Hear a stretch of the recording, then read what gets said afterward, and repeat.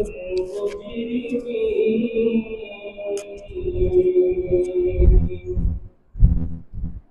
وعن أبي هريرة رضي الله تعالى عنه قال قال رسول الله صلى الله عليه وسلم إن سورة من القرآن 30 آية شفعت لرجل حتى غفر له، وهي تبارك الذي بيده الملك، أو كما قال عليه الصلاة والسلام. صدق الله العظيم وصدق رسوله النبي الكريم، ونحن على ذلك لمن الشاهدين والشاكرين والذاكرين، والحمد لله رب العالمين. সকলের মহব্বতের সাথে দরুদ ইব্রাহিম করুন। اللهم صل على محمد وعلى آل محمد كما صليت على إبراهيم وعلى آل إبراهيم إنك حميد مجيد. اللهم بارك على محمد وعلى آل محمد كما باركت على إبراهيم وعلى آل إبراهيم إنك حميد مجيد. সকলের মহব্বতের সাথে আল্লাহ পাকের জিকির করি। লা ইলাহা ইল্লাল্লাহ, লা ইলাহা ইল্লাল্লাহ,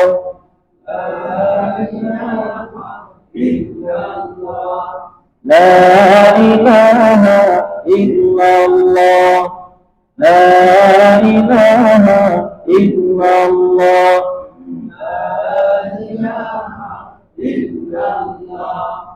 لا إله إلا الله،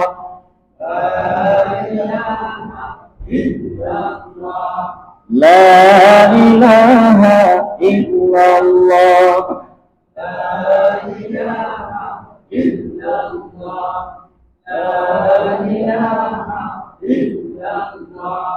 لا إله إلا الله، لا إله إلا الله، لا إله إلا الله، محمد رسول الله. यहाँ हम सब मुसाफिर हैं, कब्र आखिर ठिकाना, कोई आगे रवाना है, कोई पीछे रवाना. ला इलाहा इल्लल्लाह,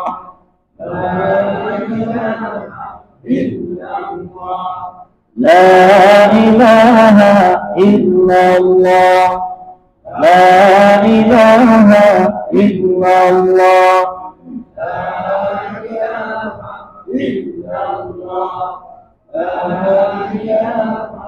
إلا الله، لا إله إلا الله،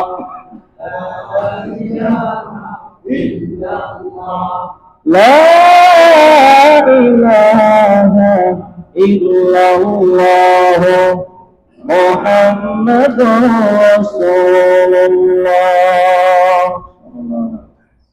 আলহামদুলিল্লাহ, আল্লাহ পাক রব্বুল আলামিনের দরবারে হাজারো কোটি শুকর এবং সুজুদ, যিনি আমাদেরকে মেহেরবানি করে দয়া করে আল্লাহ পাক রব্বুল আলামিনের রাজামন্দি হাসিল করবার জন্য আগে আগে মসজিদে আসার তৌফিক দান করেছে, সাথে কিছু দিনী কথা এবং বলার জন্য এবং শোনার জন্য তৌফিক দান করেছেন। এই জন্য সকলেই শুকর আদায় করি আলহামদুলিল্লাহ।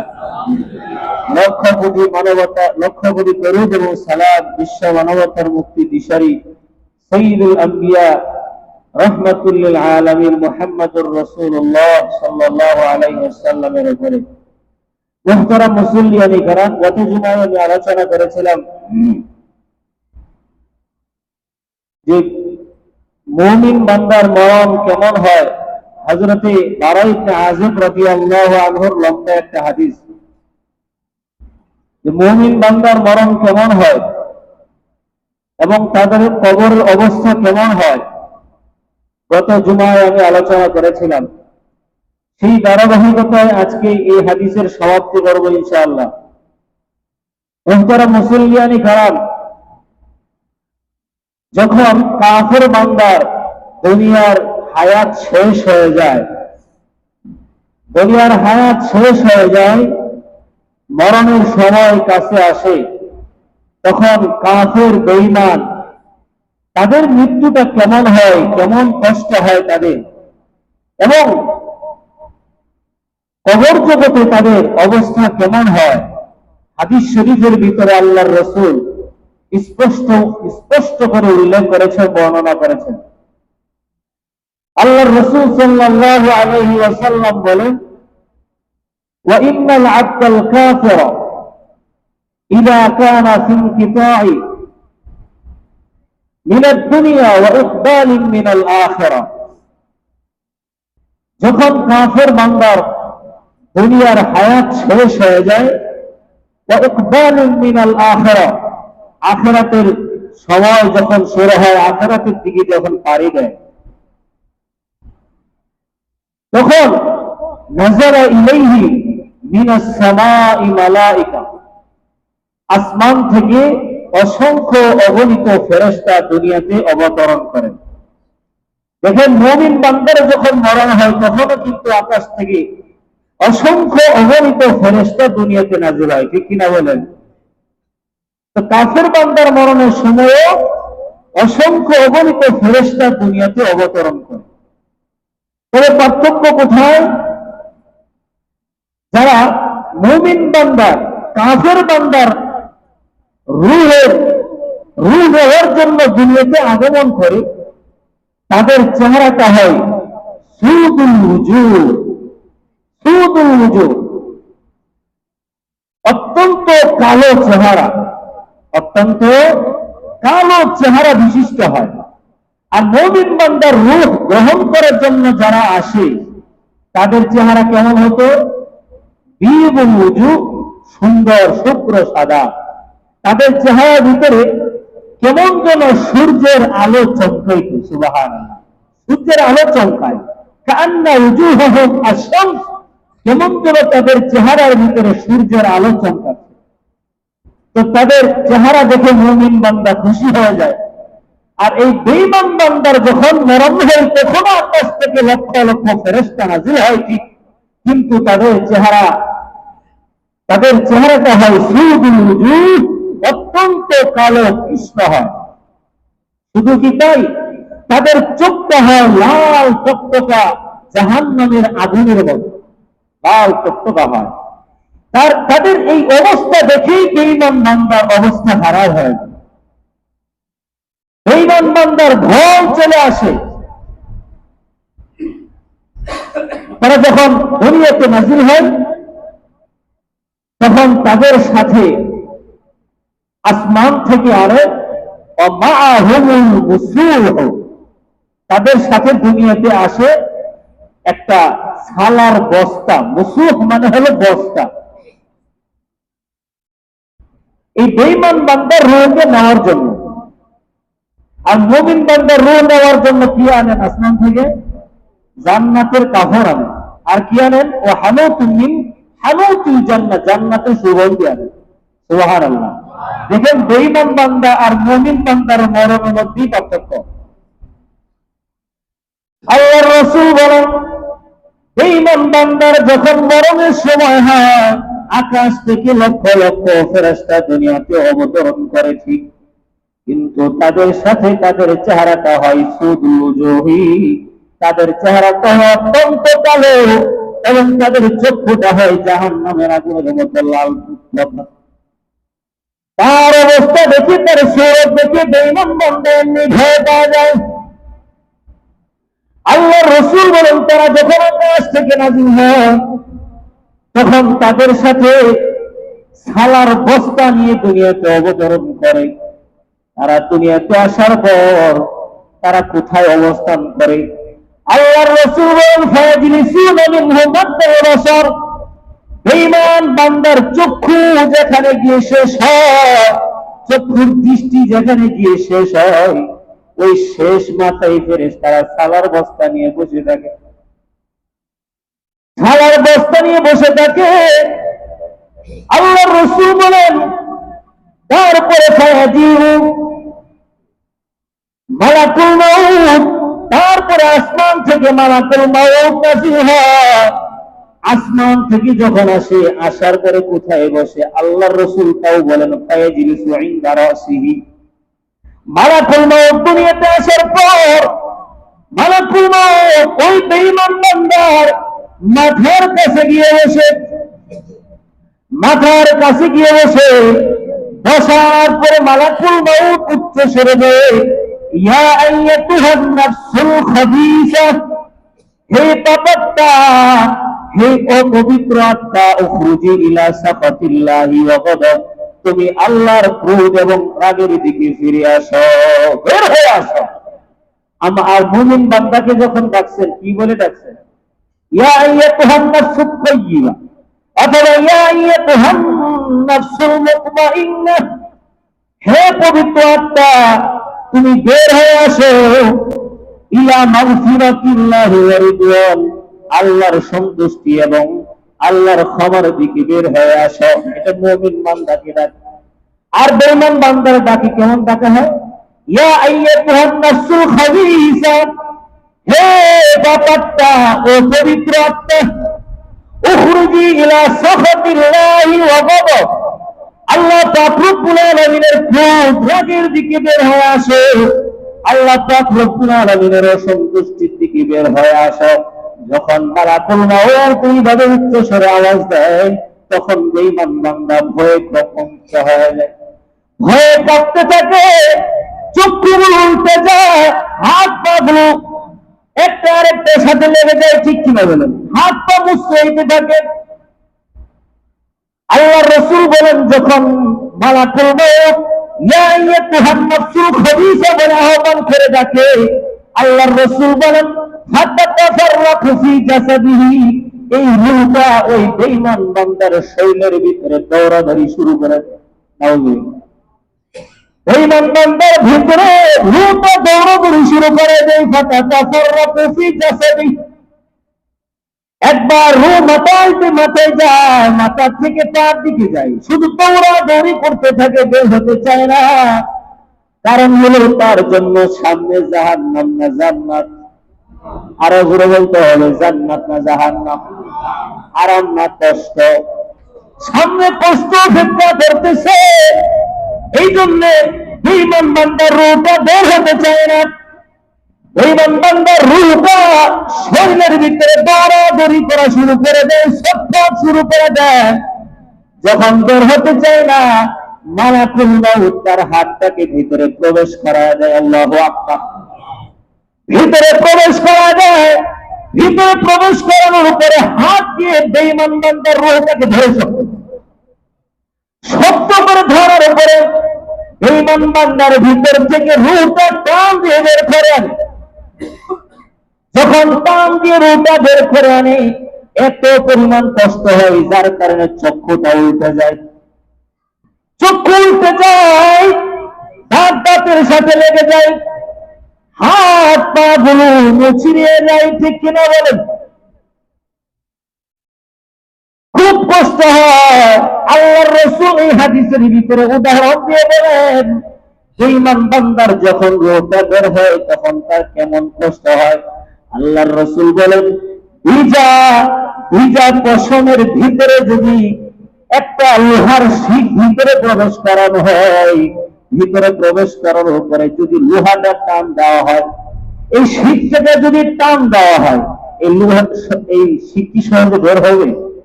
ভিজা পশম, এই পশমের ভিতরে যদি ঢুকানো হয় লোহার শিক, ঢুকাইলে কি টান দিলেই সহজে বের হয়ে আসবে? আসলেও সেই ভিজা যে পশমগুলো আছে সবগুলো লোহার শিকের সাথে মিশে গিয়ে ছিঁড়ে বের হয়ে আসবে, ঠিক কিনা বলেন? আল্লাহর রাসূল বলেন বেঈমানের মৃত্যুটা এমন হয় যেন ভিতর থেকে তার গোশত রক্তগুলো ভিতর থেকে ছিঁড়ে চলে আসছে। নাউযুবিল্লাহ। আল্লাহ আমাদের সবাইকে এরকম মৃত্যু থেকে হেফাজত করে, বললেন আমিন। হ্যাঁ, আবার অন্য হাদিস শরীফের ভিতরে আছে মৃত্যুর যন্ত্রণা কেমন হয়। আল্লাহর রাসূল উদাহরণ দিয়ে বলেছেন, একটা জ্যান্ত ছাগল যদি তার শরীর থেকে চামড়া ছিলানো হয়, একটা ছাগল জবাই করা হয় না, জ্যান্ত ছাগল, এই ছাগলের চামড়া যদি টেনে শরীর থেকে আলাদা করা হয় তার কেমন কষ্ট হবে। আল্লাহর রাসূল বলেন জিন্দা ছাগলের চামড়া ছিলাইলে যেমন কষ্ট হয়, এর চাইতে বেশি কষ্ট হবে যখন রূহটা ভিতর থেকে বের করে আনা হবে। খলিফাতুল মুসলিমিন হযরত ওমর রাদিয়াল্লাহু আনহু, হযরত উবাই ইবনে কাব রাদিয়াল্লাহু আনহু একদিন বললেন, এই হাদিসটি তানবীহুল গাফিলিন নামক এই কিতাবের ভিতরে আছে, হযরত ওমর রাদিয়াল্লাহু আনহু উবাই ইবনে কাব রাদিয়াল্লাহু আনহুকে একদিন জিজ্ঞাসা করলেন, উবাই ইবনে কাব, মৃত্যুর যন্ত্রণা সম্পর্কে একটু বর্ণনা করো, মৃত্যুর যন্ত্রণা সম্পর্কে একটু বলো। উবাই ইবনে কাব রাদিয়াল্লাহু আনহু খলিফাতুল মুসলিমিন ওমর রাদিয়াল্লাহু আনহুকে ডাক দিয়ে বললেন, খলিফাতুল মুসলিমিন, মৃত্যুর যন্ত্রণাটা হলো এমন। কেমন? উবাই ইবনে কাব রাদিয়াল্লাহু আনহু বলেন, কাঁটা যুক্ত একটা ডাল যদি পেটের ভিতরে প্রবেশ করানো হয়, আর ওই কাঁটা যদি ভিতরে গিয়ে প্রত্যেকটা শরীরের গোশত বিভিন্ন অংশের ভিতরে যদি প্রবেশ করে, প্রবেশ করানোর পর ওই কাঁটাযুক্ত ডালটা যদি কোন শক্তিশালী মানুষ এভাবে টান দিয়ে বের করে আনে, তাহলে তার কেমন কষ্ট হবে। উবাই ইবনে কাব রাদিয়াল্লাহু আনহু বলেন, এর চাইতে বেশি কষ্ট হবে মৃত্যুর যন্ত্রণা। কেমন মৃত্যুর যন্ত্রণাটা কেমন চিন্তা করেন। আল্লাহ পাক তো বলেছেন, কুল্লু নাফসিন যায়িকাতুল মাউত, মৃত্যু স্বাদ সবাই গ্রহণ করবে, ঠিক কিনা বলেন? সবারই মৃত্যুর কষ্ট হবে, মুমিন হোক বেঈমান হোক সবারই হবে, কিন্তু তুলনামূলক কম বেশি হবে, ঠিক কিনা বলেন? তুলনামূলক কম বেশি হবে। বেঈমানের পাপাচারদের মৃত্যুর কষ্ট বেশি হবে, বেঈমান মুমিনদের এবং নেককারদের মৃত্যুর যন্ত্রণা কম হবে।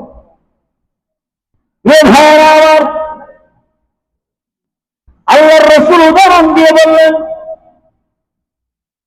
যখন বেঈমানের রূহটা বের হতে চাইবে না, মালাকুল মউত হাত প্রবেশ করে ভিতর থেকে রূহটাকে শক্ত করে ধরে ভিতর থেকে বের করে আনবে, কেমন যেন ভিতর থেকে রগগুলো ছিঁড়ে যাবে, এমন কষ্ট হবে। যখন মালাকুল মউত রূহটা বের করে আনবে, আনার পরে মালাকুল মউত সামান্য পরিমাণ তার নিজের হাতে রাখতে পারবে না রূহটা। ওই যে চোখের দৃষ্টি যতটুকু পর্যন্ত যায়, ওখানে যে সমস্ত ফেরেশতারা সালার অবস্থা নিয়ে বসে আছে, তারা বলে মালাকুল মউতকে ডাক দিয়ে বলে, তার রূহটা আমাদের কাছে দিয়ে দেন। মালাকুল মউত সাথে সাথে তার রূহটা তাদের কাছে দিয়ে দেয়, আর ওই সমস্ত ফেরেশতারা তার রূহটা সালার অবস্থার মধ্যে পেঁচায় রাখে। আর মুমিন বান্দার রূহটা কোথায় পেঁচায়? কোথায় পেঁচায়?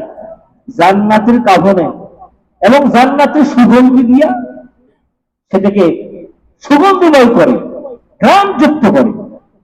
আল্লাহর রাসূল বলেন, এই বেঈমানের রূহটাকে ওই মুসলমান ছালার বস্তা দিয়ে পেঁচানো হবে, ভিতর থেকে দুর্গন্ধ বের হয়ে আসতে থাকবে। নাউযুবিল্লাহ। আল্লাহর রাসূল বলেন উযিবাত ফিল আরদি, এই দুর্গন্ধ পুরা দুনিয়ার ভিতরে ছড়িয়ে পড়ে। আর মুমিন বান্দার সুগন্ধি পুরা দুনিয়ার ভিতরে ছড়ায় যায়। ঠিক কিনা বলেন? আমরা যে মুমিন, এজন্য খুশি না বাজার? আরো বলে বলে খুশি না বাজার? এজন্য আল্লাহর কাছে শুকর আদায় করবেন। আল্লাহ যে মুমিনের ঘরে আমাদেরকে জন্ম দিচ্ছেন, এই জন্য আল্লাহর কাছে শুকর আদায় করেন। আল্লাহর রাসূল বলেন তারপরে সমস্ত ফেরেশতারা এই বেঈমান বান্দার রূহটাকে নিয়ে আকাশের দিকে রওনা করে। যখন আকাশের দিকে রওনা করে, ফেরেশতাদের নাকের ভিতরে যখন দুর্গন্ধ যায়, ফেরেশতারা উচ্চ স্বরে আওয়াজ দিয়ে বলে মা হাযার রূহুল খাবীথ, এই পাপাত্মা কার, দুর্গন্ধময় আত্মাটা কার? ফেরেশতারা তখন আওয়াজ দিয়ে বলে ফুলান ইবনে ফুলান, অমুক এলাকার অমুক লোকের অমুক সন্তানের এই হলো আত্মা, দুর্গন্ধময় আত্মা। ফেরেশতারা বলতে থাকে দূরে সরাও, দূরে সরাও, আমাদের থেকে দূরে সরাও, তার দুর্গন্ধে আমরা থাকতে পারতেছি। আর আমার যখন ফেরেশতা রূহটাকে নিয়ে প্রথম আসমানে যাবে, যখন প্রথম আসমানে যাবে, প্রথম আসমানের দরজা খুলে দেওয়ার জন্য আবেদন করা হবে। কিন্তু তার জন্য প্রথম আসমানের দরজাটা খুলে দেওয়া হবে না। কিন্তু মুমিন বান্দার রূহটাকে উপরে নেওয়ার জন্য প্রথম আসমানের দরজা খোলা হয়েছিল কিনা বলেন? প্রথম আসমানের দরজা খোলা হয়েছিল, দ্বিতীয় আসমান, তৃতীয় আসমান, চতুর্থ, পঞ্চম, সপ্তম, একদম সপ্তম আসমান পর্যন্ত রূহটা চলে যায় এবং সেখানে ঘুরে আসে। ঠিক কিনা বলেন? আর বেঈমানের আত্মাটা শুধুমাত্র প্রথম আসমান পর্যন্ত থেকে যায়।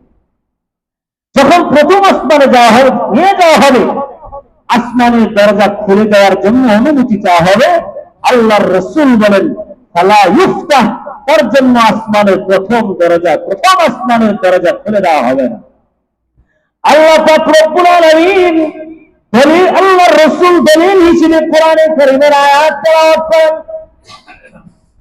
লা তুফাত্তাহু লাহুম আবওয়াবুস সামা, তাদের জন্য আসমানের দরজা খোলা হবে না। ওয়ালা ইয়াদখুলুনাল জান্নাহ, এবং এরা জান্নাতের মধ্যে প্রবেশ করবে না।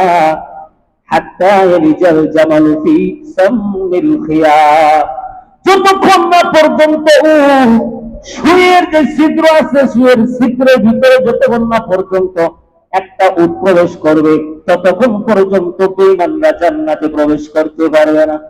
বলেন তো দেখি, একটা উট এই সুয়ের ছিদ্র দিয়ে প্রবেশ করা সম্ভব? আরো জোরে বলতে হবে সম্ভব? একটা উট সুয়ের ছিদ্র দিয়ে প্রবেশ করা যেমন অসম্ভব, বেঈমান জান্নাতে প্রবেশ করাটাও তেমন অসম্ভব। আল্লাহ পাক রব্বুল আলামিন বলেন ওয়ালা ইয়াদখুলুনাল জান্নাহ, এরা তো জান্নাতে প্রবেশ করবে না হাত্তা ইয়ালিজাল জামালু ফি সাম্মিল খিয়াত, যতক্ষণ না পর্যন্ত একটা উট সুয়ের ছিদ্র দিয়ে প্রবেশ না করবে। যেহেতু প্রবেশ করবে ওরা, অত বেঈমানরা জান্নাতেও যেতে পারবে। আমার প্রথম আসমান পর্যন্ত যাবে, আসমানের দরজা খোলা হবে না। আল্লাহ পাক রব্বুল আলামিন ডাক দিয়ে বলবে ফেরেশতার দল, এই দুর্গন্ধময় আত্মা উপরে ওঠানোর দরকার নাই, উপরে ওঠানোর দরকার নাই, এই দুর্গন্ধময় আত্মাকে দুনিয়ার ভিতরে ফেলায় দাও। আল্লাহর রাসূল বলেন ফাতুতরাহু রূহুহু তারহান, এই আসমান থেকে আল্লাহর ফেরেশতারা ওই বেঈমান বান্দার রূহটাকে উপর থেকে নিচের দিকে নিক্ষেপ করে। নাউযুবিল্লাহ। উপর থেকে নিচের দিকে নিক্ষেপ করে। আল্লাহ পাক রব্বুল আলামিন ডাক দিয়ে বলেন এই বান্দাকে আমি মাটির থেকে তৈরি করেছি, আবার মাটির ভিতরে প্রবেশ করাবো। এই মাটির থেকে এই বান্দাদেরকে আমি বের করবো, উপরে ওঠানোর দরকার নাই, নিচের ভিতরে ফেলায়া দাও। আল্লাহ পাক রব্বুল আলামিন ফেরেশতাদেরকে আরেকটা অর্ডার করেন উকতুবু কিতাবাহু ফি সিজ্জিন, এই বান্দার আমল নামাগুলো তোমরা সিজ্জিনের ভিতরে রেখে দাও। সিজ্জিন কোন জিনিস? সিজ্জিন হলো জমিনের নিচে একটা জগৎ। এই জগতের ভিতরে বেঈমান বান্দাদের আমল নামাগুলো রেখে দেওয়া হয়। আর মুমিন বান্দার আমল নামা কোথায় রাখা হয়? এই লিগিন। এই লিগিন কোথায়? সপ্তম আসমানের উপরে একটা জগৎ। এই জগতের ভিতরে নেককার বান্দাদের আমল নামাগুলো রেখে দেওয়া হয়। তখন ফেরেশতারা তার আমল নামাকে সিজ্জিনের ভিতরে রেখে দেয়।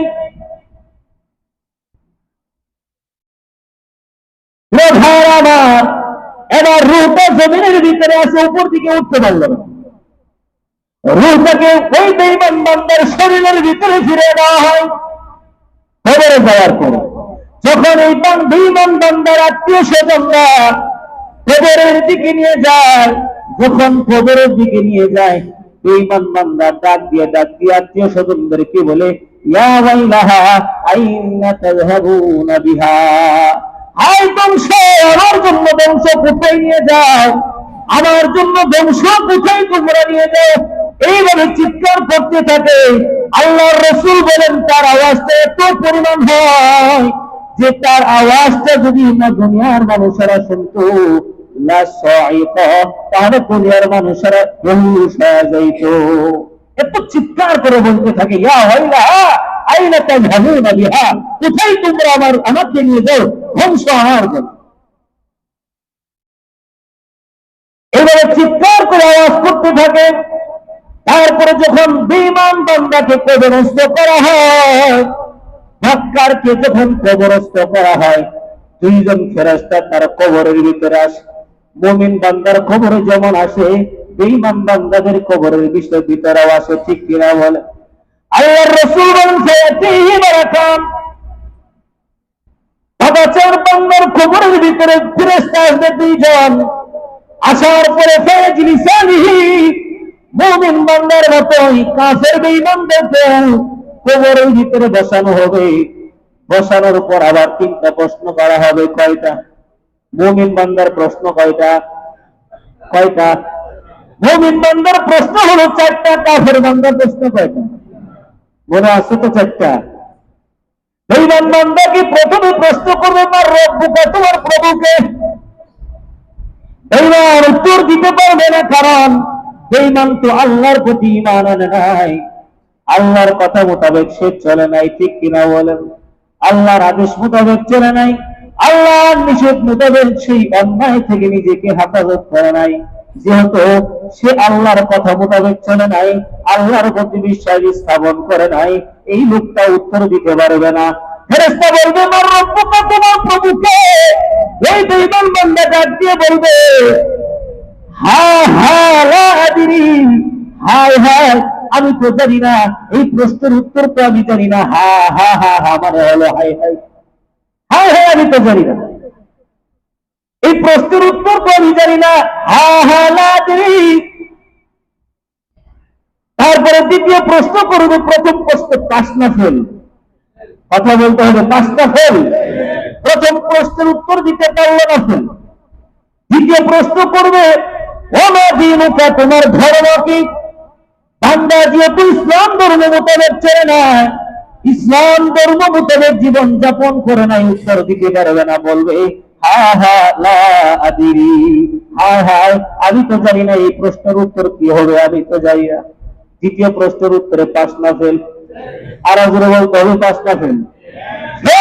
তৃতীয় প্রশ্ন করবে, ওয়া হাযা রাজুলুল্লাযী বু'িসা ফীকুম, তোমার সামনে যে লোকটা পেশ করা হলো, এই লোকটার পরিচয় তুমি কি জানো? বেঈমান বান্দা যেহেতু রাসূলের প্রতি বিশ্বাস স্থাপন করে নাই, রাসূলের আদর্শ মানে নাই, রাসূলের সুন্নাহ মোতাবেক জীবন যাপন করে নাই, এই জন্য এই বেঈমান বান্দা উত্তর দিতে পারবে না। বলবে, হা হা লা আদরি, হায় হায় আমি তো এই প্রশ্নের উত্তর জানি না। তৃতীয় প্রশ্নের উত্তরে পাস না ফেল। আরো জোরে পাস না ফেল। এই তিনটা প্রশ্নের উত্তর আমরা দিতে চাই কি চাই না? আরো জোরে বলতে হবে, চাই কি চাই না? আল্লাহ পাক আমাদের সবাইকে তৌফিক দান করুন, বলুন আমিন। হ্যাঁ, আমার তৃতীয় প্রশ্নের উত্তর যখন পাওয়া যাবে, ফায়ুনাদি মুনাদিন ফিস সামা, আসমান থেকে আল্লাহ পাক রব্বুল আলামিন আওয়াজ দিবেন, আওয়াজ দিয়ে বলবেন, আনকাযাবা আবদি, এই বান্দা মিথ্যা বলেছে, উত্তর দিতে পারে নাই, একে আদর জামায় আদরে কবরের ভিতরে রাখা যাবে না। রাখা যাবে? আরো জোরে বলতে হবে, রাখা যাবে। যেহেতু প্রশ্ন উত্তর পারে নাই, ফেল। ফেলের কোন মূল্য আছে? আরো জোরে বলতে হবে, মূল্য আছে? কোন পুরস্কার পাবে? এই যে তার কোন পুরস্কার নাই, তার জন্য ধিক্কার, তার জন্য আফসোস। আল্লাহ পাক রব্বুল আলামিন বলেন, এই বান্দা যেহেতু উত্তর পারে না, এইভাবে কবরের ভিতরে আরামে রাখা যাবে না। ফাআফরিশু লাহু মিনান নার, এই বান্দার কবরের ভিতরে জাহান্নামের বিছানা তোমরা বিছায়া দাও। নাউজুবিল্লাহ। শুধু তাই নয়, আল্লাহ পাক আরো ডাক দিয়ে বলবেন ফেরেশতাদেরকে, ওয়াইবিশু লাহু মিনান নার, জাহান্নামের আগুনের পোশাকটাকে পরায় দাও, জাহান্নামের আগুনের পোশাকটাকে পরায় দেওয়া হবে। শুধু কি তাই, আল্লাহ পাক রব্বুল আলামিন আরো আদেশ করবেন, ওয়ায়ুদাইয়িকু লাহু ফি কবরিহি, তার কবরটাকে একদম সংকীর্ণ করে দেওয়া হবে। আপনি বেঈমান বান্দাকে যদি 2-2.5 হাত কবরের ভিতরেও রাখেন, কিন্তু আল্লাহ পাক রব্বুল আলামিন বলবেন তার কবরটাকে একদম সংকীর্ণ করে দাও। কেমন সংকীর্ণ? আল্লাহর রাসূল বলেন, দুই পাশের মাটি এমন ভাবে সংকীর্ণ হবে, চাপ দিবে, ডান পাজরের হাতটা বাম দিক, হাড় বাম দিকে চলে যাবে, বাম দিকের পাজরের হাতটা ডান দিকে চলে যাবে, এমন ভাবে সংকীর্ণ হয়ে যাবে। নাউজুবিল্লাহ। আল্লাহ পাক আমাদের সবাইকে কবরের আযাব থেকে হেফাজত করবে, আমিন। হ্যাঁ, আমার শুধু তাই নয়, আল্লাহ পাক রব্বুল আলামিন তারপরে বলবেন, ওয়াফতাহু লাহু বাবান ইলান নার, কবর থেকে জাহান্নাম পর্যন্ত একটা সুড়ঙ্গ করে দেয়, যেন কবর থেকে জাহান্নামের যে তাপমাত্রা আছে, কবর থেকে যেন সে যেন অনুভব করতে পারে, জাহান্নামের যে শাস্তি আসে সেটা যেন সে দেখতে পারে, জাহান্নামের শাস্তি যেন সে কবরে পেতেই থাকে। তারপরে তার কবরটাকে এইভাবে সুড়ঙ্গ করে দেওয়া হবে জাহান্নাম পর্যন্ত। এইভাবে কিয়ামত পর্যন্ত কবরের ভিতরে আযাব হইতে থাকবে। আল্লাহর রাসূল বলেন, যখন তাকে কবরস্থ করা হবে, তারপরে একটা সুঠাম দেহের যুবক তার কবরে আসবে।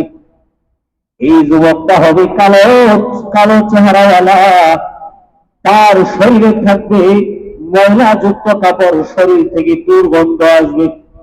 ভয়ঙ্কর একটা চেহারা নিয়ে একটা যুবক তার কবরে